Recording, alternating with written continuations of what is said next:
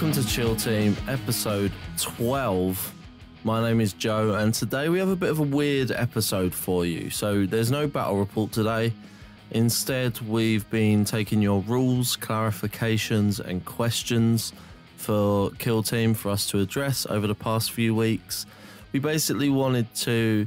This is something that we want to do every few months, by the way. Just take questions from you guys on rules, try and clarify them as much as we can, and also give you an opportunity to tell us things that we're doing wrong, which some of these may have spawned from.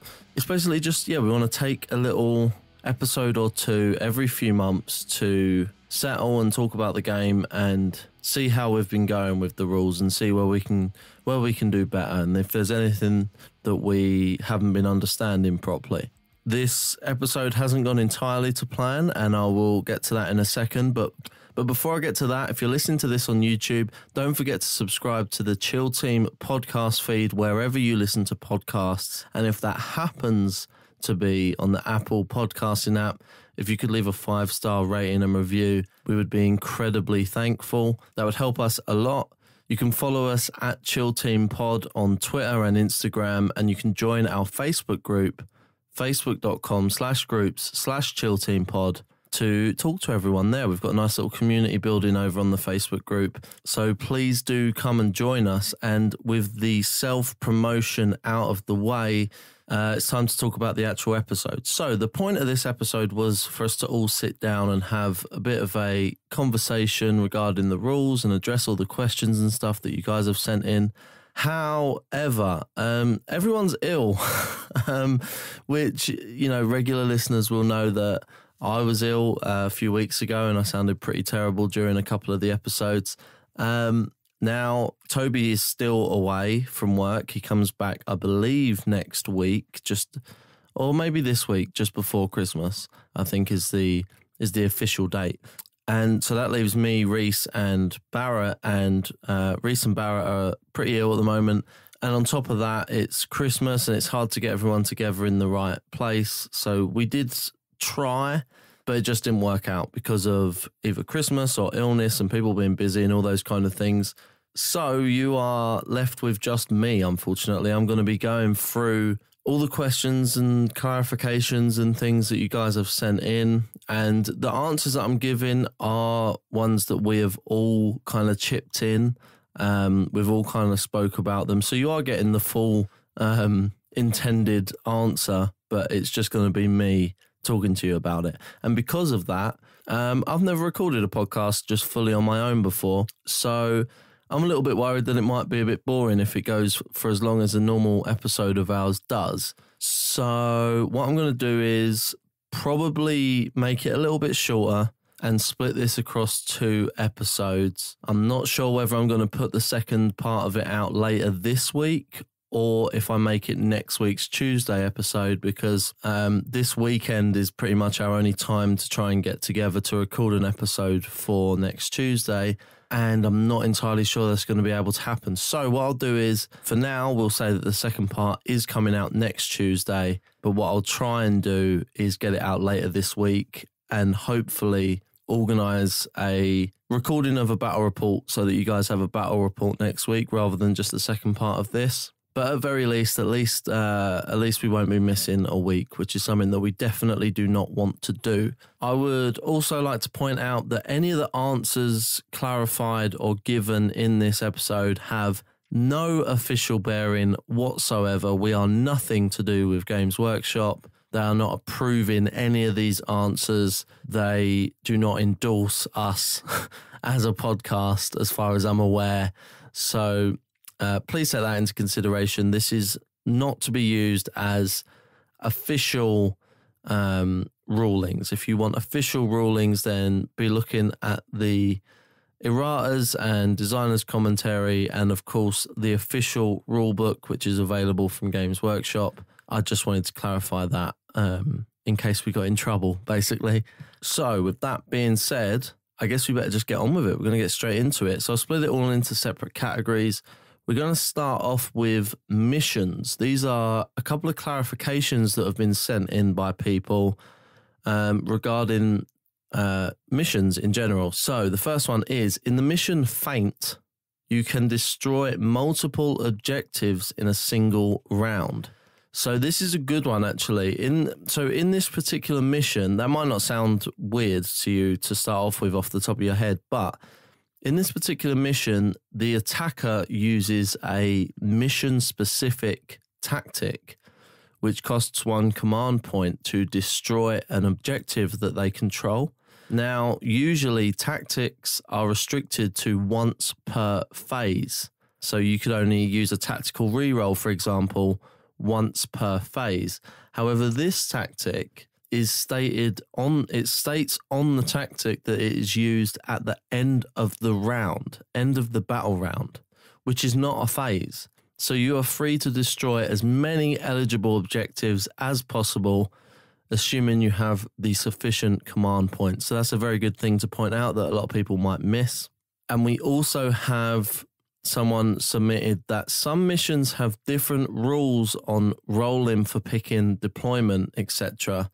Don't assume every mission is the same.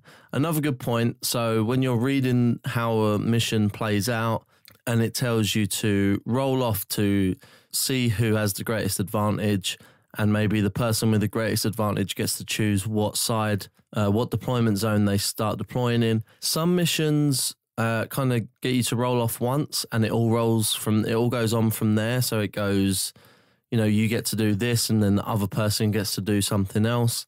Other missions will ask you to roll again at some point during setting up that mission. So although all the mission pages look extremely similar and they're all laid out the same, and I know it's tempting to just skip straight to the victory conditions to see what you've got to do to win. Yeah, very good point in that you should definitely read the deployment rules and setting up the board and all that, because they're all different from each other. Don't assume that they're the same, even if they're similar. There may be some differences in there. So very good clarification sent in there. Next up, we have tactics. There's only one question really regarding tactics that got sent in, but it did get sent in a few times. And that is, in what situations do you re-roll one dice or multiple dice when using a tactical re-roll? So this one is something that a few people are confused on, and we all were at first as well. First, it's important to note that the tactical reroll is not the only tactic in the game that will let you reroll something. So the little paragraph that explains rerolls, it's kind of written to address any rule or ability or tactic that lets you reroll something. So don't read that paragraph as if it's specifically written for the tactical reroll. That's one thing to point out first. So when using the tactical reroll, you can't just reroll anything. You can reroll, as stated on the tactic card, a single advance roll, charge roll, psychic test, deny the witch test, hit roll, wound roll, saving throw, injury roll, or nerve test. Those are the things you can reroll. So that's that for a start. Now, as for when you reroll one singular dice and when you reroll multiple dice, you need to understand what the game thinks that a single roll is. So, for example, when rolling 2 hits for a heavy 2 weapon, you have to understand that that is 2 rolls. The way the game is designed does not intend for you to roll those both at the same time, even though we all do. If we are hitting with multiple attacks from the same weapon, we are taught to roll those at the same time. That's not how the game's designed. That is how you're allowed to play, but you have to understand the rules are written for those attacks to be happening one after the other. So you can read about the fast dice rolling on page 28 of the core manual. Okay, so you need to understand that first. Because I know that a lot of people are taught to play the game and they don't fully understand that when you are doing multiple attacks with one weapon, the game assumes that you are rolling those attacks one at a time. So there's that. If you were to play a tactical reroll on your hit rolls, the game is assuming that a hit roll is one of those single dice. So you would only re-roll one of those single dice. Now, there are some singular rolls in the game that include multiple dice, and some of them are listed on the tactical reroll cards. So out of all of them, a charge roll, a psychic test, a deny the witch test, and an injury roll all have potential to include multiple dice. In actual fact, a charge roll, a psychic test, and a deny the witch test always include multiple dice. So those multiple dice, those 2 dice that you use, make up that single roll. 2 dice make up one single charge roll. Therefore, when you use a tactical reroll to re-roll that charge roll, you would re-roll both of the dice that make up that roll. You wouldn't pick one of them and re-roll that singular dice. So hopefully that explains most of it. You just need to understand that certain rolls in the game include multiple dice and certain rolls include 1 dice. That's all it is. If you want to re-roll a charge, you re-roll the 2 dice that are included in that charge. If you want to re-roll an advance, you re-roll the 1 dice that is included in that advance. If you want to re-roll a hit, you re-roll the 1 dice that is included in that 1 hit. So that's pretty simple. But the big one that people get confused on is injury rolls, because this one isn't in Warhammer 40k. Injury rolls aren't a thing in Warhammer 40k. This is Kill Team exclusive. Injury rolls can be made up of multiple dice, and they are intended to be rolled at the same time. So one singular injury roll can include 3 dice, for example. So if you were to re-roll your injury roll, you once again would re-roll every dice included in that singular injury roll. According to the damage characteristic paragraph on page 32 of the core manual, even when including multiple dice, an injury roll is still only referred to as a singular injury roll. That is not it's not referred to as multiple injury rolls, meaning that when using the tactical reroll card, you would be re-rolling all the dice included in that singular injury roll. I know some of you, aside from this, are a little bit confused as to how you get multiple dice into an injury roll, but I'm going to cover that later on. As far as tactical reroll goes, I think that explains it. It's simply down to how many dice are included in that roll. But I'm going to move on from that one now onto shooting, wounds, and damage. Okay, we have tons in this one. And I don't know how long in we are on the final edit at the moment, but I'm like 18 minutes into recording already. So it's definitely looking like 2 episodes for this. Okay, first question. What's the difference between what part of a model you can draw line of sight from, and 2, and what part of a model is obscured? So, according to page 28 of the core manual, under the range and visibility heading, a target must first be visible to the shooting model. The key is that it states that if any part of the model can see any part of the target, then that model counts as visible. That could be the tip of the gun, the tip of the helmet, his toes, his belt could be flapping in the wind from around the corner of a ruin. It doesn't matter. The model is visible if any part of the shooting model can see any part of the target model. Flat out, that is it. It's visible. Now, a lot of people think this is stupid, but here's why it isn't. I hate to break it to you, but you have to use your imagination when you're playing tabletop war games. And I know a lot of you may be new to tabletop wargaming via Kill Team, which is great, but you might not be used to the fact that a lot of these mechanics are designed for you to use your imagination. So when your models are staying in static poses as they are, you have to just imagine that the space occupied by that static model is simply used to reference the space being occupied by that troop in that moment. that part of his helmet sticking up over the barrier could represent when he peeked over the top to try and get a look at the enemy. Or his belt flapping around the corner of a ruin, that could represent him peeking around the corner to have a look at what's coming around the corner. It's simply the most effective way to represent the space that the troop is assumed to be moving around in.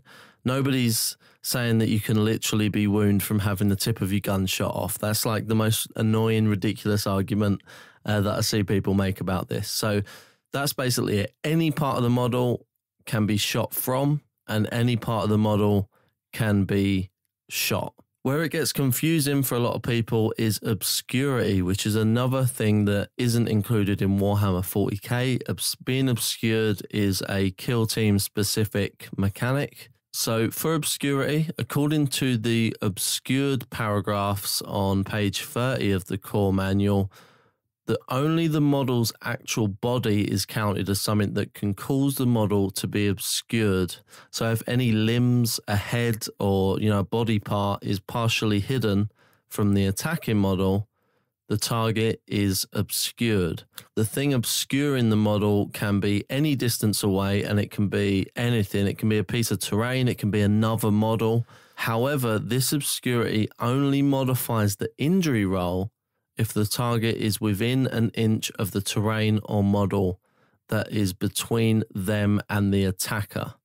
So it doesn't need to be within any specific distance of the model or terrain that is obscuring it in order to count as obscured when being shot at. There's no distance restriction there at all. If it's obscured, and that's that.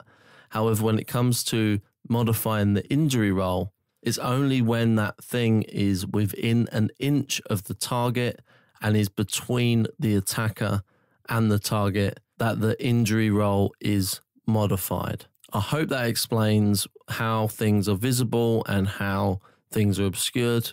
Once again, if you need me to elaborate or if you think I got something wrong, please do just let me know and I'll see if I can clarify anything that I've said. Next up we have, can you overwatch a target that you can't see? Simple answer is no, you can't, but you can be charged by one. So you can charge something that you cannot see, but you cannot overwatch something that is charging you if you can't see that model the second it declares its charge. Overwatch is resolved exactly as the usual shooting attack is resolved. So that means you need line of sight. Your target needs to be within range. The only difference is that you have to hit on sixes unless an ability or tactic allows you to do otherwise. That's it. If you can't see it, you can't shoot it. As simple as that. Next up, we have, when rolling Disgustingly Resilient, are the remaining attacks discarded before or after the Disgustingly Resilient roll? So if 3 wounds go through and you roll 1 Disgustingly Resilient and pass, have the other 2 attacks already been discarded? So I'm going to assume the 3 wounds going through is 3 separate attacks at 1 damage each, meaning 3 total wounds. And so they're saying that when does Disgustingly Resilient happen, basically? Because, okay, let's start at the beginning. So you roll as many as the wounds you take, basically, to be quick. So if you were getting 3 wounds, then you roll 3 Disgustingly Resilience. Assuming you failed all 3 of your saves against those wounds, you just roll 3 Disgustingly Resilience.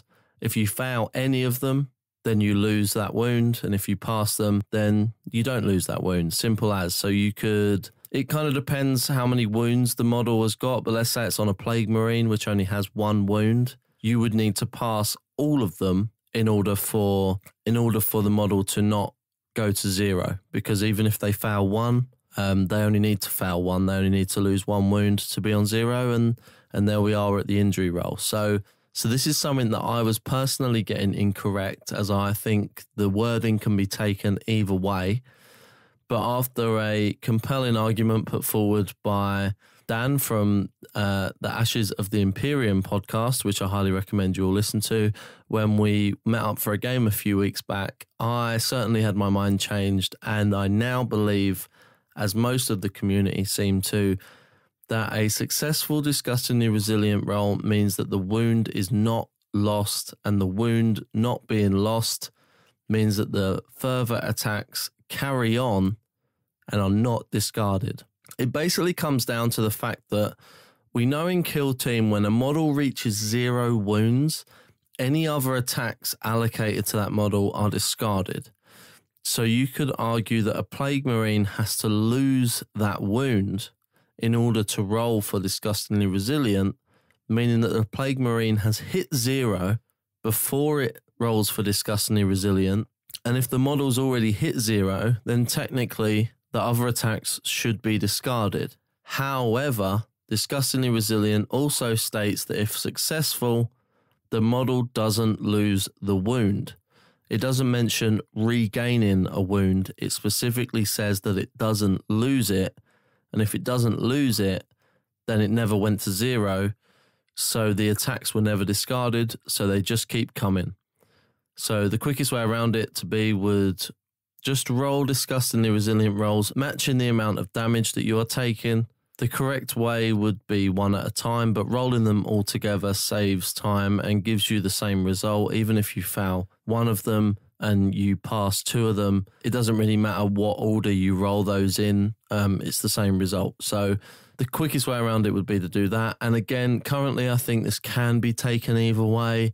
You could probably argue about it if you wanted, but I would urge all fellow Death Guard players to just chill with this one for now until it's further clarified in order to not look like a bit of a dick. Death Guard are pretty awesome in Kill Team anyway, so I'm sure you'll deal with it just fine. But as far as I'm concerned, that's the way to do it. The attacks are not discarded until disgustingly resilient is failed. That's the way that I see it.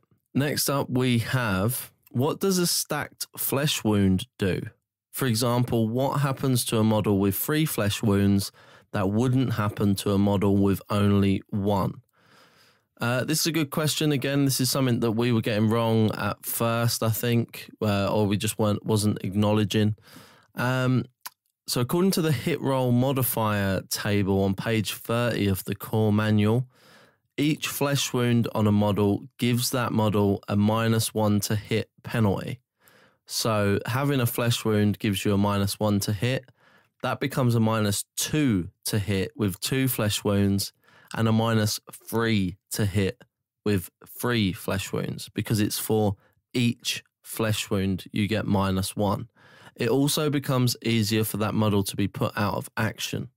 So looking at the injury roll table on page 32 of the core manual tells you that each flesh wound on the target model of an injury roll gives you +1 to that injury roll, making it easier to get the 4, 5, or 6 needed to take it out of action.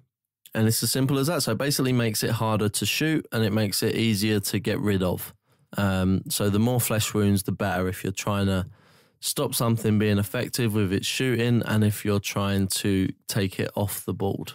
Next up, we have, how does the Melter Gun's special ability work? So for those that are unaware, the Melter Gun does D6 damage, meaning for every successful unsaved wound, you roll a D6 and do that corresponding amount of damage.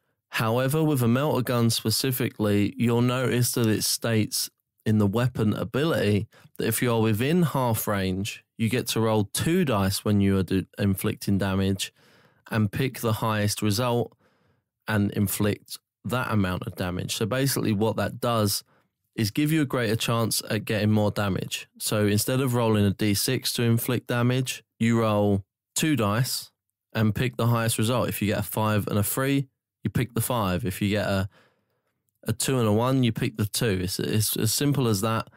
This does not give you 2d6 damage. You don't add them together. You're still only inflicting d6 damage. You just get double the chance basically at rolling a higher number.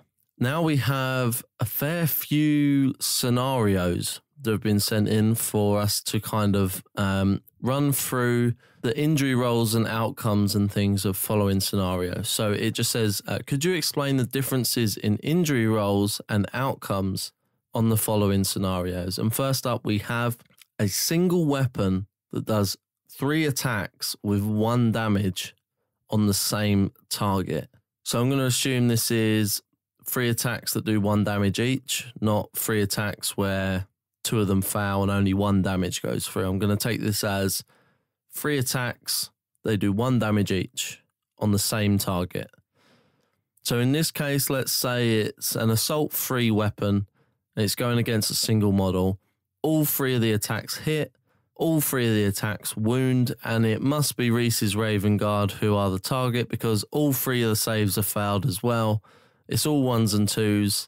So we have 3 separate 1 damage attacks going at a tactical marine, for example. Due to the fact this model only has 1 wound, only 1 of those attacks with a failed save is needed to take the model to 0. After that, the rest of the attacks are discarded. So taking that 1 attack, that 1 point of damage that took the model to 0, we now need to work out how many dice are included in the injury roll. This simply corresponds to how much damage is indicated on the weapon's profile.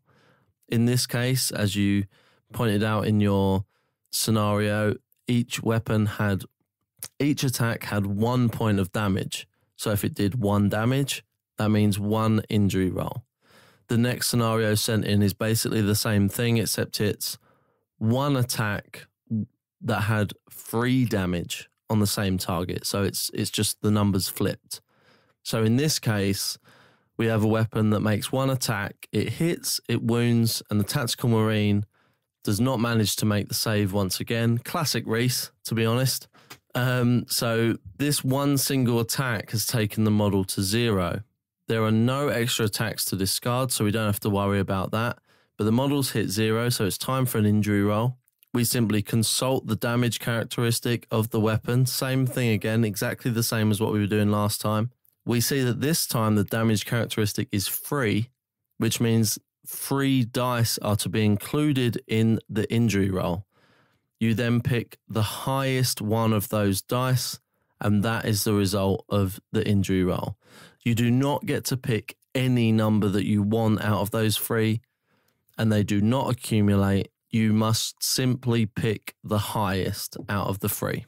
So it's basically the same again. It's the number of successful attacks is how many saves that the model has to make, and the number of damage from the weapon used to remove the last wound from the target is how many dice you include in the injury roll. The third example sent in, the third scenario is a single weapon that does D3 attacks with D3 damage on the same target. So I'm not entirely sure there's a weapon like this in the game that actually exists, but we'll just for this example, the only difference here is that you have to roll to determine both the attack characteristic and the damage characteristic. So the thing is the same. You could roll both of these and end up with the same 1 and the 3 from the previous scenario.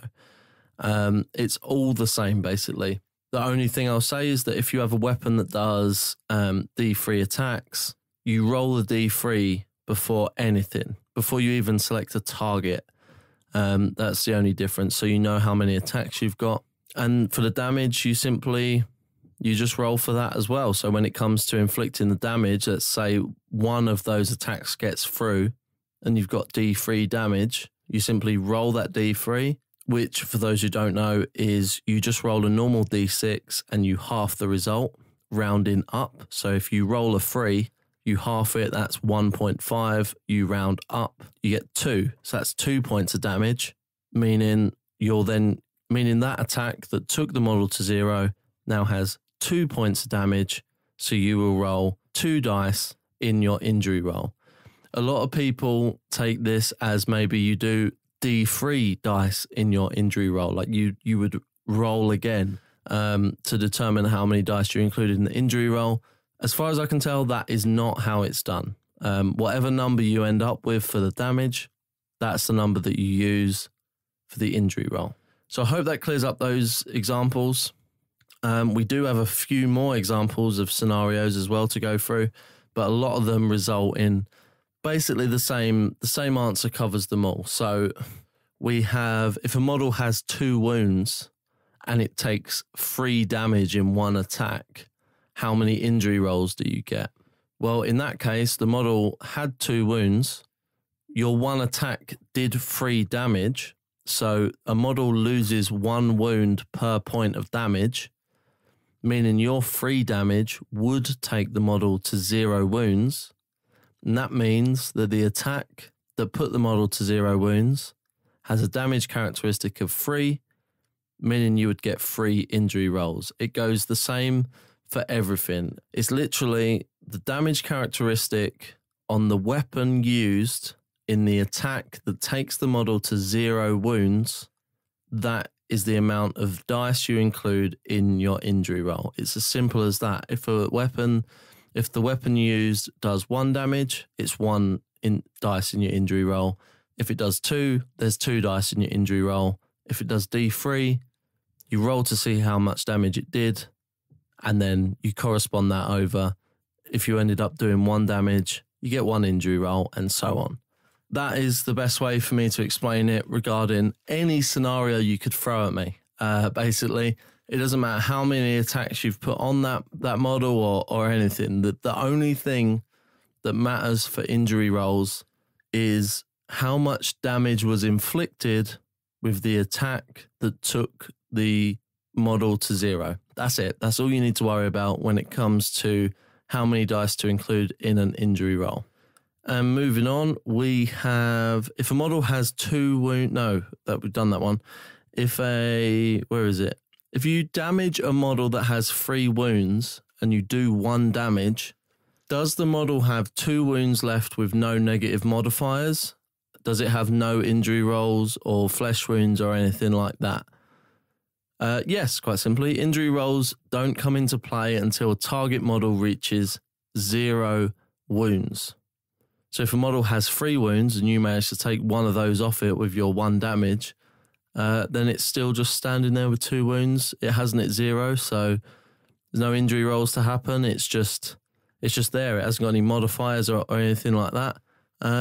It just means it's 1 step closer to being 0. That's all it is.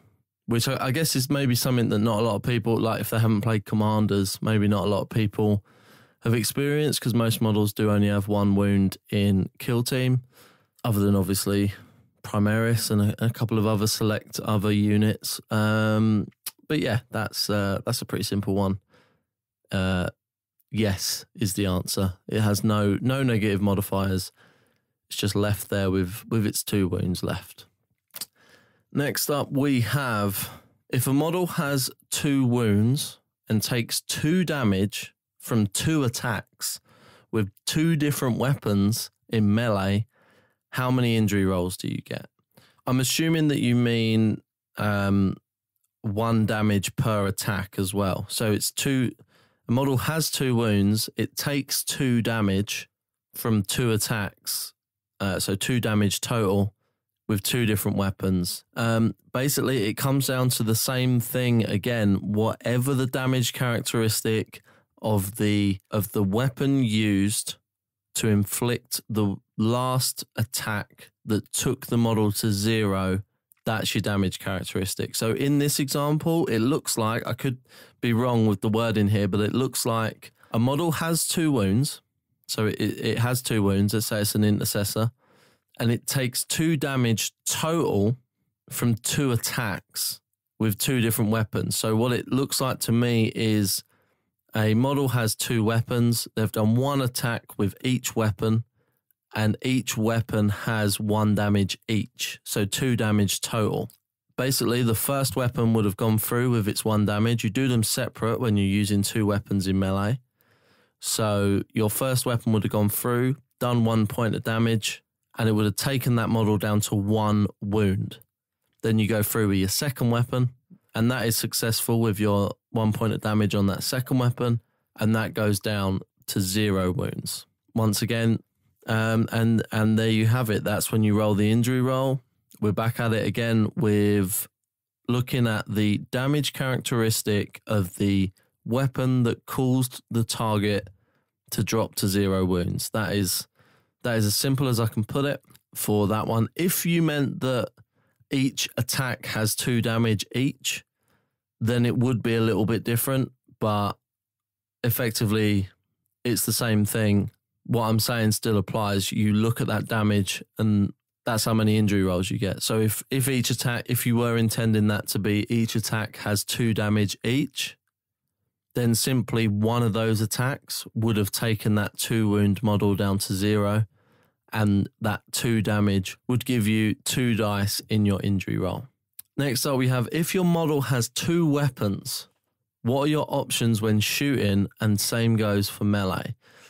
Okay, in the shooting, with shooting, when you choose a model to shoot, the rules state that you may fire with all of that model's ranged weapons, one after another, unless otherwise stated. So in short, you can fire all of your ranged weapons in one shooting phase. That isn't an issue. There's 2 main exceptions to this, which are, first up, grenades. You can see in the description of the grenade weapon type on page 30 of the core manual that when a grenade weapon is used, not only can that model not fire any other weapon that phase, but no other model can fire a grenade weapon that phase either. So if you want to use a grenade, you can't use any of your other weapons. The second is a pistol weapon. Once again, on page 30, as stated in the pistol weapon type description, you can only either shoot with a pistol or with all your other weapons. You cannot shoot a pistol if you want to shoot your other ranged weapons. Simple as that. So you either pick a pistol, you pick a grenade, or you can pick everything else. So if you have an assault weapon and a pistol, you either shoot with the assault weapon or you shoot with the pistol. It's up to you. You could have an assault weapon, a rapid fire weapon, and a pistol, and you could either choose to shoot with the pistol or you could shoot with the rapid fire weapon and the assault weapon. There's no restrictions on those 2 weapon types. So if it's a pistol, you have to choose either the pistol or everything else. And if it's a grenade, you have to choose either the grenade or everything else. And that is that. You're pretty much free to shoot everything you can outside of those 2 weapon types. With regards to being in melee, I kind of explained this already, but if you have multiple weapons in melee, like the example previous, so let's say you have 2 weapons in melee, you can simply allocate your model's available attacks across those weapons in any way you wish. So let's say we have a combat specialist that has 2 melee weapons. This model normally has 2 attacks, but as a combat specialist gets an extra 1 attack. So that's 3 attacks total that this model gets. It can put one of its attacks onto one of its weapons and the other 2 attacks on the other weapon. You do not get to attack with your full attack characteristic per weapon that you have in melee. You still only get to attack that same total amount of times. You just get to choose what weapons you use for that. You could put all 3 of them on one of your weapons if you wanted. So that's pretty much how choosing multiple weapons in melee occurs. You basically you'll then also do them one at a time. So say if I want to do 2 attacks with weapon number 1 in melee and 1 attack with weapon number 2, I'll choose one of those to resolve first, and then I'll resolve the second weapon afterwards. You do have to declare your targets for all your weapons before you start, though. So I would have to say that I want, all my attacks from both my weapons going on the same target. Or if I'm splitting them and I'm in combat with 2 different people, maybe I want to split them across each target, because I may have one weapon that's particularly good for this model on the left, and I may have one other weapon that's particularly good against this model on the right, for example. So there's tons of different options as to why you do that, but that is how you do that. You still get your own your maximum attacks, and you just choose what weapons you use for that total amount of attacks. Basically, I hope I've explained. I've almost confused myself, so I hope I've explained that one okay. enough for you to understand. Once again, if I haven't, just drop me a comment on somewhere and I'll find it and I'll respond. And lastly, for this edition of the rules questions, we have, when can you fire a pistol with an enemy model within 1 inch? A pistol is basically the only weapon, the only ranged weapon, I should say, that in the shooting phase, while the shooting model has an enemy model within 1 inch of it, you can shoot with. However, as addressed in the pistol weapon paragraph on page 30 of the core manual, you cannot do this in a turn when that model was charged. And separate to that, it can't do it on a turn in which it itself charged either, because models who attempted a charge cannot shoot. So when the hell can you shoot its pistol with an enemy within 1 inch then? Simply on a turn where it wasn't charged. So if your model gets charged and both models then survive the fight phase, when it comes around to your next shooting phase in the next battle round, that model may well still be within 1 inch of an enemy model. And if it is, then there you are, you can shoot it. Unless you were once again charged by another model during this phase. So if that model was then charged again, then it obviously wouldn't be able to shoot. But assuming the model wasn't charged again, then it can shoot its pistol. It must be shot at the nearest enemy unit though. So if it's in combat with someone, basically it has to shoot the person that it's in combat with. And that is that for this episode. I hope all that makes sense. I've done my best to explain all these things, but I'm interested to hear what you guys think. We'll have part 2 of this drop in either later this week or next Tuesday on Christmas Eve, I believe that would be, or Christmas. Is next Tuesday actual real Christmas? Let me check really quick. If it's actual real Christmas next Tuesday, then I think we'll shift. Yeah, it is. Okay, so it's actual. So I don't think we're going to drop an episode on Christmas. So what I might do is I'll try and get part 2 of this up before Christmas, basically. And then after Christmas, we shall resume a normal uploading schedule. I completely didn't realize that Christmas was next Tuesday. That's insane. Okay. Thanks for listening, guys, so far. As always, if you need to contact us, you can get in touch at Chill Team Pod on Twitter or Instagram. You can join our Facebook group, facebook.com/groups/Chill Team Pod. You can email us, chillteampod@gmail.com. Any submissions of questions and rules and things like that are left to discuss, I've already recorded them, basically, so don't send them in again. So if you send any more in, they won't be addressed until we do the next one, whenever that is. Thanks for listening, and I'll see you at some point before Christmas for part 2 of this. And I have no match to tease at the end, so I don't know how. I have no real dramatic ending to this once again. So thanks for listening, and I will see you on the next episode.